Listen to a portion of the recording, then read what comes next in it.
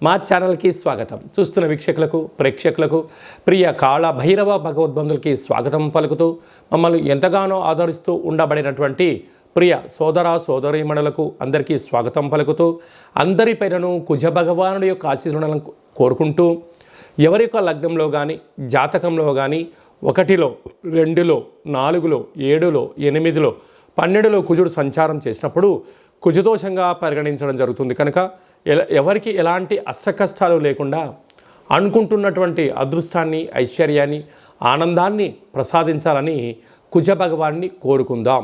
ఈ కుజ భగవానుడు ఏడాది తర్వాత కర్కాటక రాశిలో నీచభంగ రాజయోగ సంచార స్థితి, అంటే కుజుడు కర్కాటక రాశిలో నీచబడడం జరుగుతుంది. కనుక ఎలాంటి విధి విధానాలు మనం పాటించాలి, ఆయన ఆశీస్సులు ఎలా పొందాలో కూడా తెలుసుకుందాం. 21/10/2024 నుండి 21 జనవరి నెల 2025 నూతన ఆంగ్ల సంవత్సర ప్రారంభం వరకు ఈ కుజ భగవానుడు కర్కాటక రాశిలో సంచారం చేయడం జరుగుతుంది.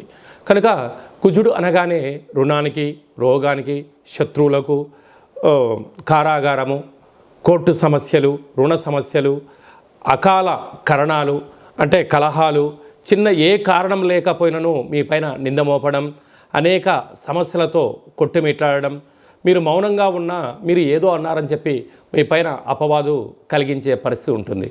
కనుక ఇలాంటి కాల సమయంలో మనం ఎలాంటి విధి విధానాలు పాటించాలన్నట్లయితే వీలైనంత వరకు ప్రతి మంగళవారం పూట ఉదయం 6 గంటల నుండి 7 గంటల వరకు మనకు కుజహోర జరుగుతూ ఉంటుంది.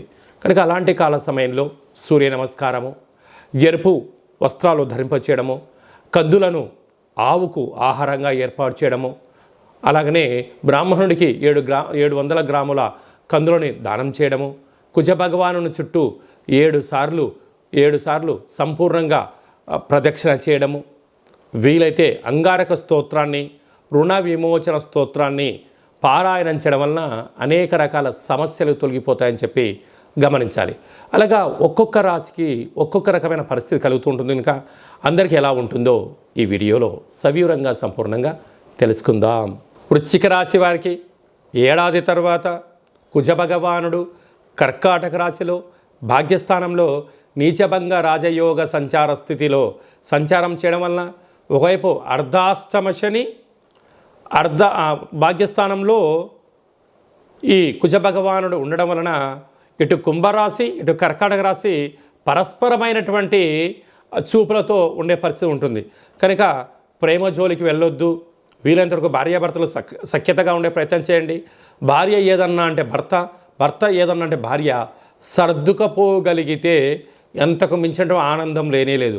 లేకపోతే నువ్వు ఇలా అన్నావు, నేను ఇలా అన్నాను, నేనెందుకు చెయ్యాలి అనేటువంటిది పగలు ప్రతీకారాలు పెంచుకొని పచ్చడి సంసారంలో నిప్పులు పోసుకోవడం, రోడ్డు మీదికి రావడం, పోలీస్ స్టేషన్లు, గొడవలు, అనేక రకాలుగా మీకు మీరే దిగజార్చుకునే పరిస్థితి కనపడుతుంది.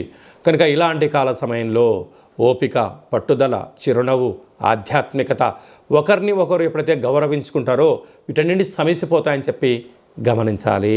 ఈ కుజ భగవానుడు జాతకంలో ఒక్కొక్కరికి ఒక్కొక్క రకమైన సంచార స్థితిలో ఉంటాడు.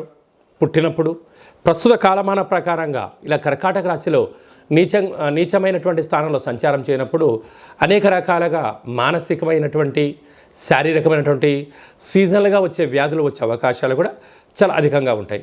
కనుక ఇలాంటి కాల సమయంలో వీలైనంత వరకు మౌనం, ధ్యానం, ఏకాగ్రత, ప్రతిరోజు కుజహోర ఉంటుంది. అలాంటి కుజహోరలో వీలైనంత వరకు ప్రయాణం చేయకపోవడం, అప్పులు ఇవ్వకపోవడం, అప్పులు తెచ్చుకోకపోవడం చేయడం వలన 90% వరకు ప్రమాదాలను, ఆపదలను నివారణ చేసుకోవచ్చు అని చెప్పి గమనించాలి.